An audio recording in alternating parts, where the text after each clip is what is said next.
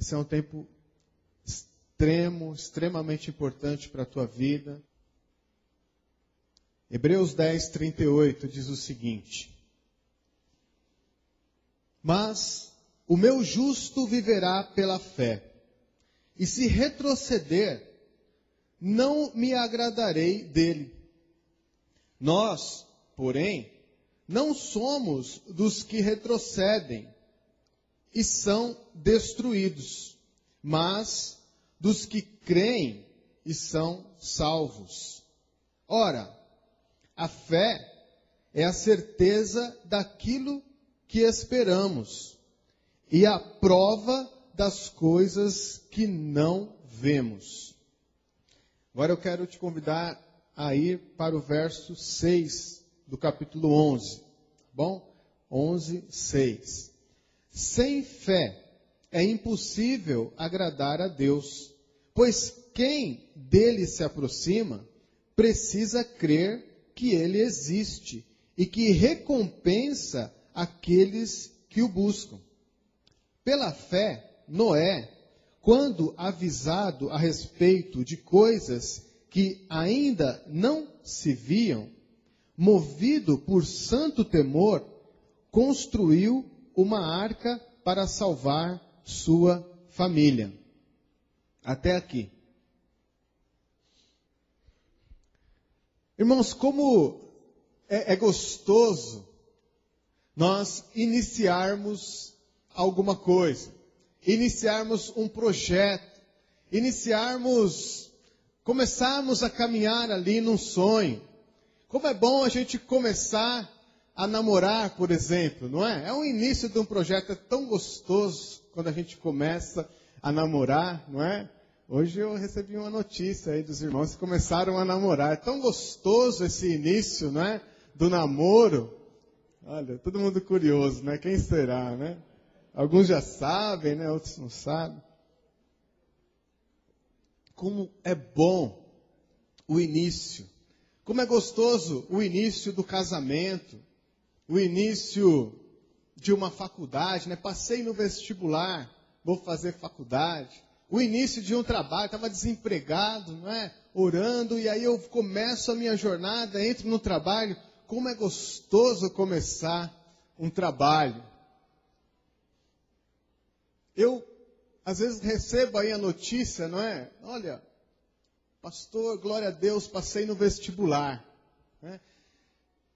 E aquela empolgação, eu não sou empolgado, os irmãos que me conhecem já perceberam isso, né? Sou fleumático, assim, fala uma notícia, eu já vou pensar lá na frente o que pode acontecer, né? Já começo a pensar, mas tem a mensalidade, né? Não é fácil pagar mensalidade, é cansativo estudar e trabalhar, é difícil, tem o ministério, tem a família, tem o preço da condução ali todo dia, que é pesado, é complicado, né? Mas o início, a gente não pensa nada disso, não é? Como no início do namoro, a gente parece que a pessoa é tão maravilhosa, tão perfeita, né? É 100% ali, é uma coisa assim maravilhosa. Como o início do ministério, da jornada com Deus, o nosso batismo, não é? A gente fica todo empolgado e todo feliz por causa do início, do batismo, do ingresso no corpo de Cristo, e ali a gente vai começar e quer fazer, e quer participar, e quer ajudar, e está disposto. O início é muito bom. Porém, melhor do que o início, ou mais importante do que o início, é o fim. Muito mais importante do que o início, é o fim da nossa jornada, é o diploma, é o até que a morte o separe, é a consagração daquilo que você propôs, é o encerramento do seu projeto, é lá no final, aonde as coisas mais importantes, aquilo que valeu a pena, aquilo que foi bem construído, é que traz glória ao nome de Deus. Quantas vezes a gente vê pessoas começando alguma coisa, e parando pela metade. Começando todo empolgado, cheio de projetos, cheio de ideia, né? Às vezes o seu negócio. Tem tantos inícios, tantos exemplos, tanta gente que já conversou com a gente, está começando alguma coisa, aí você fala, e aí, como é que tá? Não deu certo, cansei, sabe, não era aquilo que eu pensava, e desistiu. Nós vamos falar um pouco sobre isso essa noite, sobre a importância de nós começarmos alguma coisa e chegarmos até o final. Porque se não chegarmos até o final, é vergonha, é decepção, é traumático, é ruim. Nós lemos daqui a palavra do Senhor a respeito de fé. Nós começamos a aprender um conceito do escritor de Hebreus. O conceito é que o justo, ele viverá pela fé. O justo viverá pela fé. E ele, no verso 39, ele crendo, ele vai ser salvo. Há uma meta aqui. Vida, dia após dia. O justo, ele vive pela fé, crendo numa palavra que lhe foi dada, até alcançar a salvação. São coisas que caminham juntos. Por outro lado, aquele que não tem justiça na sua vida, ou aquele que retroceder, olha o que acontece no 39. Nós não somos como os que retrocedem, e são o quê? Destruídos, segundo a minha versão. Ou seja, talvez começou uma jornada diante de uma palavra de fé, olhando lá um final, e começou aquela caminhada. Mas em algum momento daquela caminhada, retrocedeu, desistiu, ou se desviou do seu propósito. E isso traz o quê? Destruição. Olha como que é sério isso. Explicando melhor o que o autor quer dizer, a gente entra no texto tão conhecido a respeito de fé. Ora, a fé é a certeza daquilo que esperamos, a prova das coisas que não se veem. Eu tenho uma meta, eu tenho uma palavra de Deus, eu tenho algo de Deus na minha vida, eu tenho então um ponto a alcançar. Saindo do ponto inicial, eu tenho um ponto a alcançar. Mesmo que eu não enxergue aquele ponto, eu construo pela fé na palavra de Deus que eu vou chegar lá e caminho naquela direção. Isso é fé. Irmãos, e caminhar nesta direção, na direção daquilo que Deus nos revelou na sua palavra, é algo que eu ando dia após dia, passo a passo, debaixo de obediência para alcançar o objetivo de Deus na minha vida. Vamos pensar no seguinte, porque muita gente que pensa sobre fé tem às vezes uma atitude apressada na sua caminhada, na sua jornada. Vamos imaginar que eu saio desse ponto inicial e tenho que alcançar uma meta a 100 quilômetros de distância. Não consigo enxergar 100 quilômetros daqui, mas eu começo a caminhar, passo a passo, nesta direção, olhando para a meta, olhando para aquilo que Deus me mostrou e começo a caminhar. 100 quilômetros na caminhada. Eu vou demorar para chegar lá. Não vai ser fácil, não vai ser rápido, mas eu caminho. Tem gente que quando tem uma meta a alcançar lá 100 quilômetros, pega um carro turbinado, não é? Com nitroglicerina, engata e sai, né, cantando os pneus naquela direção. Qual é a diferença? Se eu que estou caminhando, passo a passo, dou uma desviada do meu caminho, olhando para lá. Eu desviei um pouco, eu consigo voltar. Mas às vezes esse que pegou um carro turbinado, quando ele percebe, ele está a quilômetros de distância do propósito de Deus. E aí fica mais difícil de voltar atrás. Então, o passo a passo da construção daquilo que Deus chamou cada um de nós a chegar lá, é importante ser traçado passo a passo, dia após dia. Como o escritor de Hebreus, inspirado pelo Espírito Santo, conhece a mente daqueles que iriam ler essa palavra, conhece a minha mente, a sua mente, e a nossa mente é como uma mente infantil, de criança, diante dos mistérios de Deus. Falar apenas no campo do conceito fica complicado. E aí o escritor de Hebreus começou a nos dar exemplos de vida. A gente precisa aprender observando os exemplos, as histórias, as figuras. É por isso que o Antigo Testamento é repleto de experiências visuais. Porque quando eu te conto uma história, você consegue viver a história na sua mente. Agora, quando eu te falo um conceito, rapidinho ele foge da sua memória.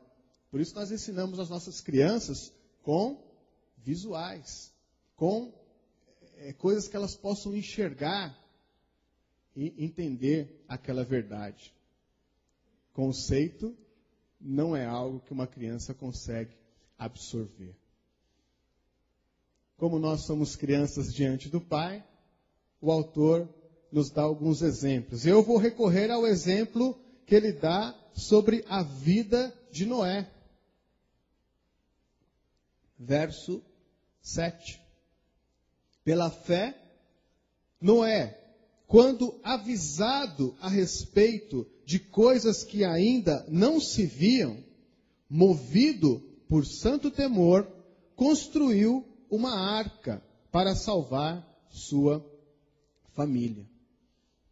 Vamos lembrar um pouquinho da história de Noé. Eu sei que muitos aqui já ouviram a história de Noé, talvez já assistiram algum desenho, algum filme. Quem já frequentou a escola bíblica, a professora já contou sobre a história de Noé. Mas vamos separar alguns pontos importantes. Noé é um patriarca, é aqueles que iniciaram a jornada de fé. A história dele está escrita lá no livro do Gênesis. E ali, irmãos, logo no início da história da humanidade, a palavra de Deus fala que o povo estava corrompido. O povo já não se importava mais com as coisas de Deus. Andavam segundo a sua mentalidade. Estavam distantes de Deus. Era um povo corrupto. Era um povo que Deus chegou à conclusão seguinte: este povo, do jeito que está, não tem mais jeito.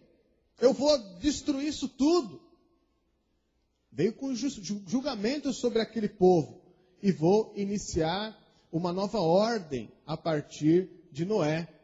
Porque Deus, olhando para a humanidade, viu um homem chamado Noé, que era um homem justo, um homem bom, um homem que tinha temor de Deus no seu coração. E Deus, então, dá uma palavra de direção para que Noé pudesse seguir. Uma palavra, irmãos, fantástica. Uma palavra, difícil de imaginar. Nós conhecemos a história de Noé, mas imagine naquele tempo esta palavra vindo até um homem que nunca podia imaginar um acontecimento desses. Deus falou: eu vou mandar uma chuva tão forte, tão tremenda, que vai cobrir até o monte mais alto, a montanha mais alta será coberta, e todos vão perecer. Num tempo onde naquela região do deserto, não havia chuva. A água era apenas um orvalho da manhã que surgia ali e regava a relva. Não era como num país tropical como o Brasil, que tem tempestade, como está acontecendo lá no Nordeste, nesse tempo. Não se conhecia esse tipo de coisa. Mas Deus disse: eu vou mandar. E você, Noé, vai construir uma arca, um caixote gigante, de 3 andares, e deu toda a especificação da arca, como ela deveria ser construída, para abrigar a família de Noé e o casal de animais que Deus iria enviar para aquela arca. A arca era parecida assim com a igreja, não é? caixote, quadrado, 3 andares. A única diferença é que está cheio de gente, né? Lá na arca era diferente. Deus deu essa palavra a Noé. Irmãos, e Noé começou a caminhar dentro desta palavra. Quem sabe quanto tempo demorou para a arca ser construída? 100 anos. 100 anos para a arca ser construída. Uma história tremenda. Irmãos, é como uma construção de uma vida. Quando um pai e uma mãe trazem um bebê aqui para ser apresentado, que é o início, a vinda de uma criança, algo tão maravilhoso. O pai, a mãe, sonham para que um dia aquela criança seja um homem, uma mulher abençoado. E ali começa a história da criança, não é? E se ela, não é? Se ela for abençoada, né? Seus 40, 50, 60, 70, 80 anos, até chegar no final da sua construção. Todos nós estamos nessa trajetória. Noé começou essa trajetória de 100 anos. Imagine então, irmãos, um homem começando esse trabalho no deserto. Não havia o mar, o oceano ali por perto. Fazer um caixote gigante, porque viria chuva no deserto. Esse homem dizendo que os animais viriam e entrariam nesse caixote gigante. Num momento histórico que não havia chuva ainda. Como essa notícia absurda chegava aos ouvidos da vizinhança? Você já imaginou isso? E quando essa caixote gigante começou a pegar formato, que aí, pode ser que no começo ele não quis falar para ninguém, não é? Mas e quando esse caixote gigante começou a aparecer ali no meio do nada? Aquela construção monstruosa. Ele tinha que dar uma explicação. Olha, Deus falou comigo que vai virar uma chuva que vai cobrir tudo. E quem não estiver dentro dessa arca aqui vai morrer. Aí vinham os zombadores, né? Ah, que isso, mano? Você está ficando doido, né? Que história é essa? Nunca teve uma chuva desse jeito, né? Aqui não tem rio, não tem mar, não tem nada. Que história é essa? E Noé, independente do absurdo, independente da razão humana, independente dos zombadores, ele continuava na direção da palavra que Deus colocou sobre a vida dele. E continuou construindo a sua arca. E talvez os zombadores diziam, olha Noé, desiste disso. Depois, já imaginou depois de 70 anos de construção desta arca, quando ela já estava então quase que montada, 80 anos, 90 anos de construção desta arca, onde havia só os retoques finais. E talvez ainda os zombadores, olha, você vai gastar a sua vida toda fazendo isso. Vai gastar a vida toda, os melhores anos da sua vida, você vai gastar construindo esse projeto absurdo de vida. Você vai aí, né, gastar tudo aí. Olha, vamos lá em casa, vamos comer um churrasco, não é? Vamos se distrair um pouco, vamos jogar um futebol. Para com isso, Noé. Mas Noé continuava caminhando dentro da palavra que Deus deu para a vida dele. Virá um dilúvio. E se a arca não estiver pronta, eu vou afundar. Eu preciso concluir essa arca. E quando a arca foi concluída, os irmãos conhecem a história. O dilúvio veio, a chuva veio. E somente aqueles que estavam dentro da arca, Noé, sua esposa, seus filhos e as esposas dos seus filhos, é que foram salvos. Toda a humanidade foi julgada naquele momento. E a partir dali Deus começou uma nova ordem a partir da família de Noé. Lembraram da história?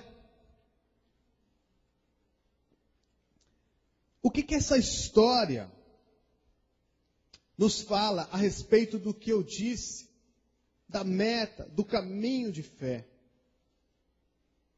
A primeira coisa, irmãos, é que Deus, Ele tem um propósito final para a sua igreja, para nós aqui hoje, para toda a igreja do Senhor espalhada entre as nações.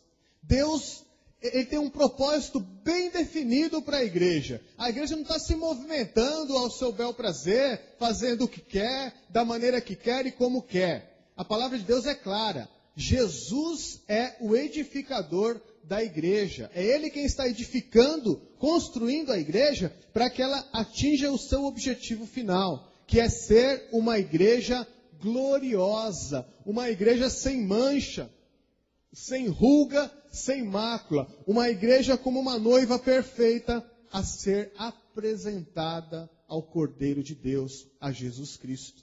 Esse é o propósito final.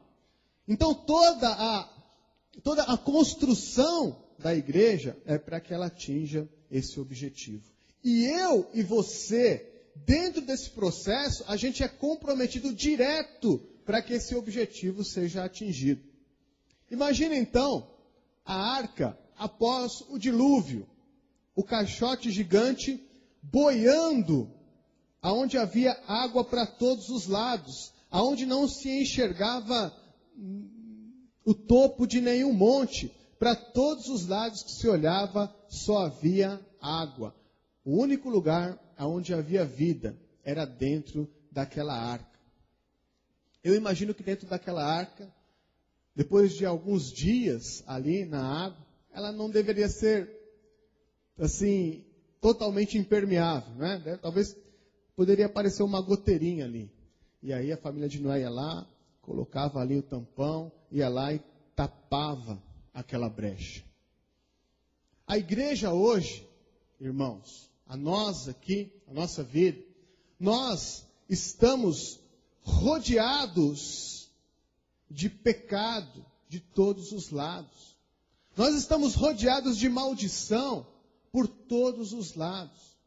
A igreja ela está rodeada de perdição por todos os lados. E eu não digo a igreja, a nossa estrutura aqui, mas a nossa vida, no nosso dia a dia, quando a gente está lidando com o dia a dia lá fora, nós estamos cercados de maldição, pecado, perdição, destruidores de todos os lados.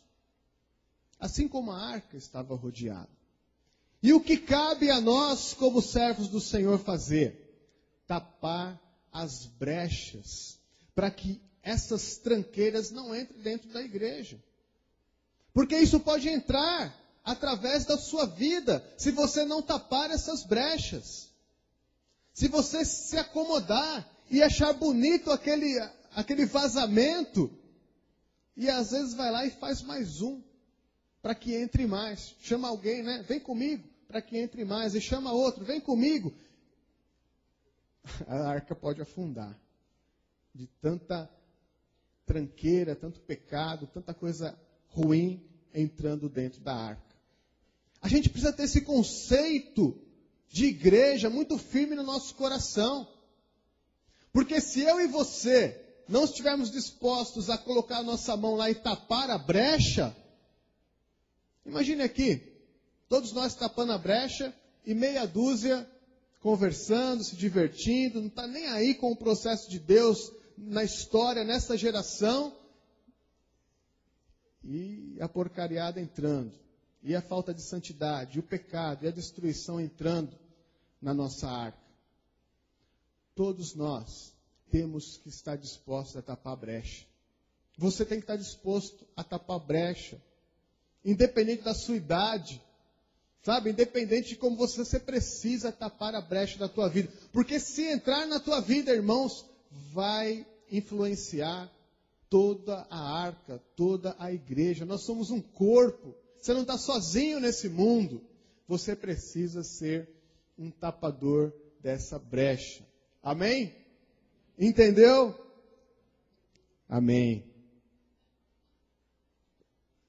Uma outra coisa que a gente vê, Noé, o chamado de Noé, não foi um chamado apenas para ele, mas a sua postura de fé, o seu chamado, caminhar segundo a palavra que Deus deu a ele, de alguma forma, contagiou, influenciou toda a sua família, Todos entraram no mesmo projeto de Noé. A sua esposa, os seus filhos, entraram dentro do projeto de Noé.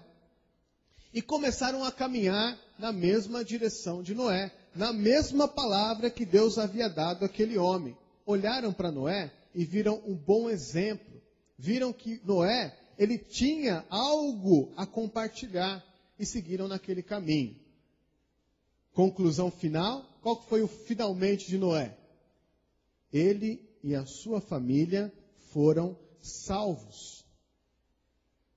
Eu queria olhar um pouco para a família agora. Qual é o objetivo de se formar família? Você que está pensando em casar, você que já é casado, né? Você que já tem jornadas aí. A gente começa aqui hoje, ponto inicial, quero formar família, estou começando a formar família. Qual é o objetivo final? Sermos uma só carne. Sermos o maior exemplo do corpo de Cristo nessa terra. Esse é o objetivo final da família. E aí nós começamos a construir dentro dessa palavra, dentro dessa visão. Irmãos, na época de Noé, não tínhamos a Bíblia. Não tinha Bíblia.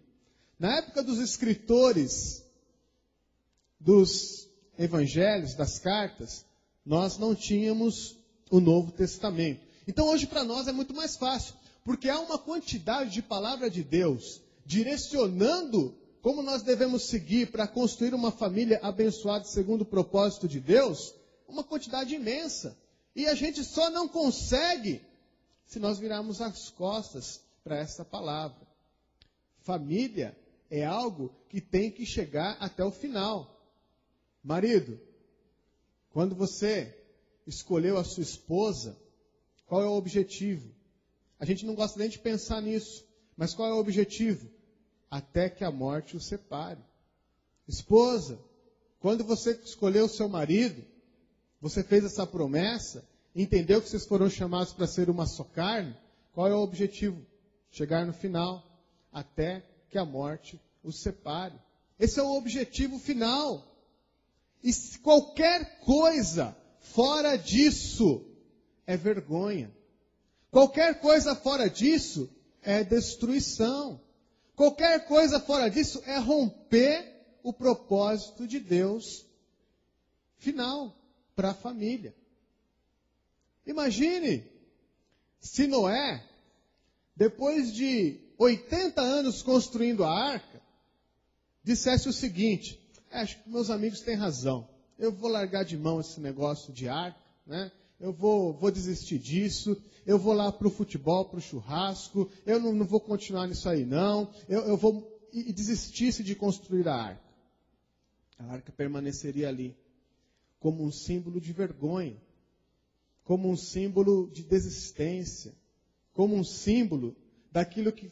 Imagina, não é? Quanta gente faz isso, né? Deus me deu uma palavra, Deus me deu uma direção. E aí caminha 1, 2, 3 anos, 10, 20 anos. Não era isso não. Isso só traz vergonha para o nome de Deus, vergonha para o Evangelho. A desistência, irmãos, não é de Deus. Entenda o seguinte: o meu justo viverá pela fé. E se ele retroceder, o meu coração, o meu amor, eu não me agradarei dele, diz a palavra de Deus. Irmãos, o retroceder não agrada a Deus. Se o retroceder não agrada a Deus, ele agrada ao inimigo. Se o retroceder não é agradável aos olhos de Deus, quem está dando gargalhada é o inimigo. Por quê? Porque houve o vexame, houve a construção inacabada, houve aquilo que era para ser bonito, bênção lá no final. E alguém desistiu de fazer. Quem sabe você entrou aqui essa noite pensando em desistir. Quem sabe você entrou aqui essa noite talvez pensando em desistir da família. Eu quero que você repense isso.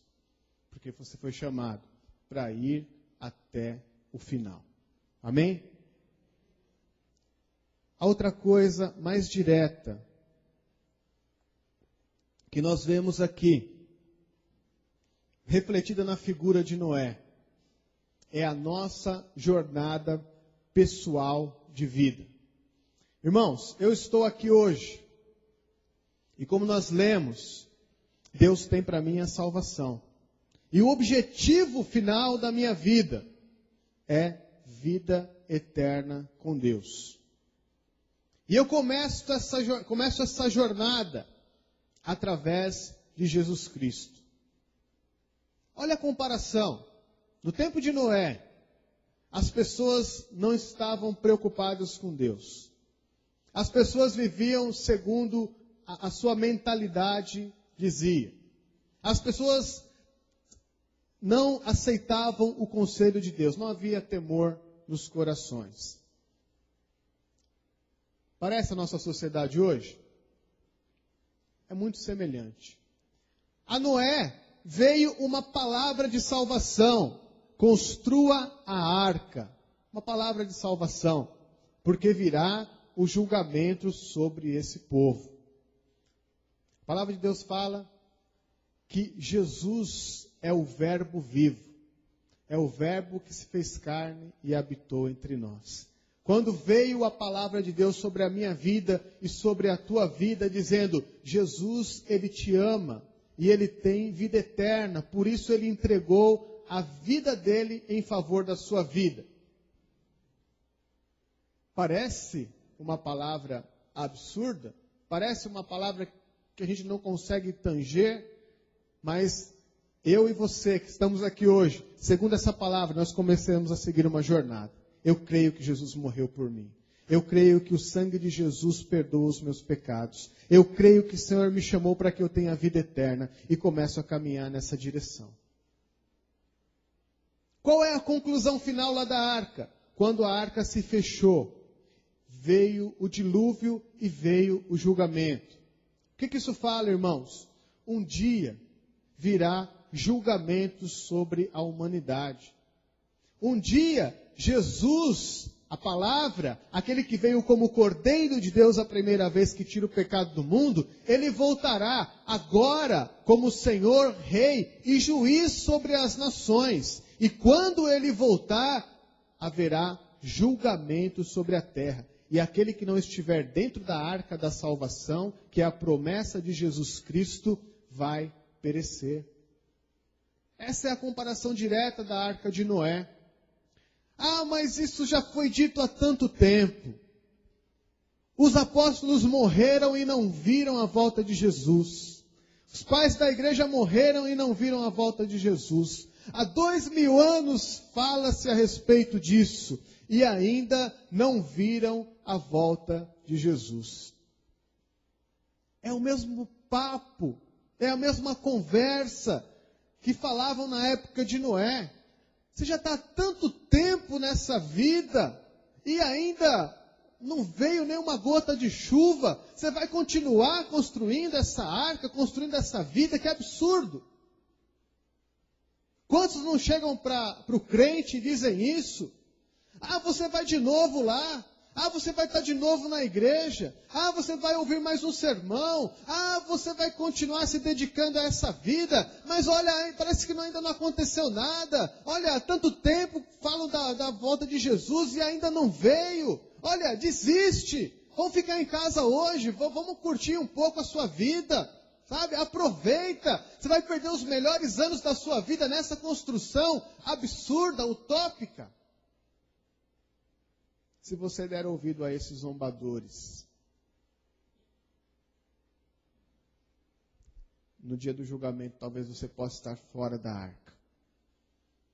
Qual é o objetivo final da minha e da sua vida, irmãos? Crer que Jesus Cristo morreu pela minha vida. E aí eu entro nessa jornada de fé. E crer que um dia, irmãos, eu e você e toda a humanidade, todos irão dobrar os seus joelhos e irão ter que confessar que Jesus Cristo é o Senhor. Queira ou não, mas aqueles que estiverem dentro da arca, eles estarão salvos para uma nova ordem, uma nova vida, algo totalmente novo, assim como aconteceu com a família de Noé. quando a arca foi aberta e a família de Noé pôde pisar naquele solo novo, ali começaram a construir uma nova ordem.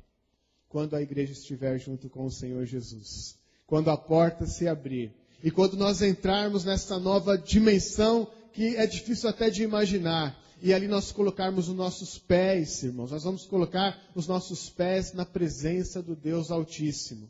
Ali começará uma nova ordem na nossa vida. Por isso, eu quero que você fique com essa palavra essa noite. Vamos ler novamente Hebreus 10, 38. Leia comigo, tendo agora a revelação de Deus sobre esse versículo. Mas o meu justo viverá pela fé. E se retroceder, não me agradarei dele. Nós, porém, não somos dos que retrocedem e são destruídos, mas dos que creem e são salvos. Amém? Qualquer construção que você fizer, ela precisa chegar no final para trazer glória ao nome de Deus. Tenha isso no seu coração. A sua vida. Sabe qual que é a tua responsabilidade? Entregar a sua vida de tal forma nas mãos de Deus, para que ela chegue lá no final e glorifique o nome do Senhor. Se você desistir, Deus não vai se agradar da tua vida. Misericórdia. Feche os seus olhos.